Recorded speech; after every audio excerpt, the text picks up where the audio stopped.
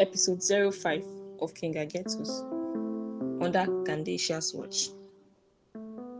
Dawn broke quietly. Gandecia sat with her children and Agetus around the center in the front room. No one spoke. The silence pressed in on them, heavy and almost unbearable.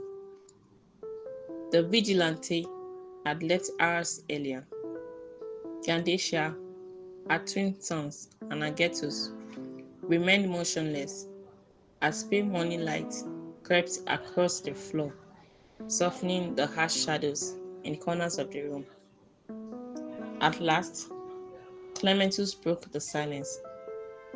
So, what's going to happen next? He asked, his voice tentative. Gandecia lowered her gaze. Nothing. We continue the way we always have, she replied quietly. Then she turned to Agetus. You, go to the shop, now. Surprised, Agetus looked up. For the first time since everything had happened, he spoke, his voice small and fragile.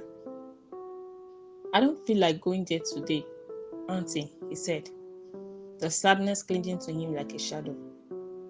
Suddenly, Gandecia rose and crossed the room. Clementus watched her closely, tense. Dreyus, as always detached, continued idly, rolling dice on the floor. Agetus stared at the floor. Without warning, Gandecia struck Agetus. The sharp sound cut through the stillness. Agetus froze. Clementus cried out. Mama, what are you doing? He shouted. Gandecia struck Agetus again. Then again. Agetus broke down, weeping openly, as Dreyus and Clementus scrambled to restrain their mother. It's his fault, Gandecia screamed, sobbing violently. If not for you, Leopold will still be here. He went searching for your mother. She repeated the words over and over, grief and rage spilling from her. Agetus continued to weep. His father had never told him the real reason for his short journey, only hinting at it before leaving. Then, a loud knock banged against the door. Gandecia froze. The door swung open. It was Abram. He stopped short, taking in the scene. Gandecia restrained by her sons. Agetus crouched and crying softly. Abram's eyes lingered on the boy. After a long moment, he asked quietly, I just heard about my boss. Is it true? No one answered. He walked over to Agetus and knelt beside him, gently resting a hand on his head. You'll be all right, Abram murmured.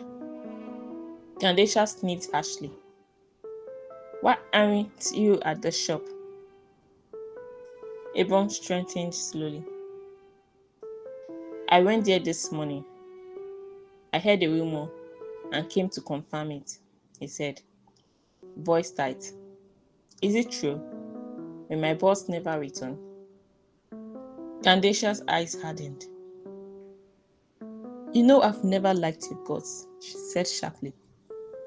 She and Abram had never gotten along.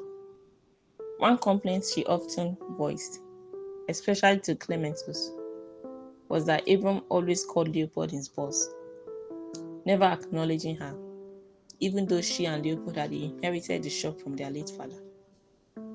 Clementus, her younger twin, always listened and supported her grievances without question. Dreyus, meanwhile, remained distant. He cared little for his mother, his twin Clementus, Agetus, or even his uncle Leopold. He preferred his own company, detached from the chaos around him. Still watching April in silence, Gandecia ordered sharply, Go back to the shop, that's where your job is. Abram remained silent, ignoring her. He turned back to Agetus, his voice barely a whisper. Is your father coming back? Agetus shook his head, confirming what he already feared. His crying had softened, but it hadn't stopped. Abram leaned closer. Don't worry, he murmured. I'll come back for you. I won't let them maltreat you. You won't survive without your father here. He paused, letting the words settle. Your father once told me that. Then Abram straightened and walked out, leaving the door wide open behind him. Gandecia stood frozen, staring after him, unaware of what he had whispered to Agetus. The doorway remained open long after Abram had vanished from sight. Enjoy the episodes of King Agetus at kingagetus.wordpress.com.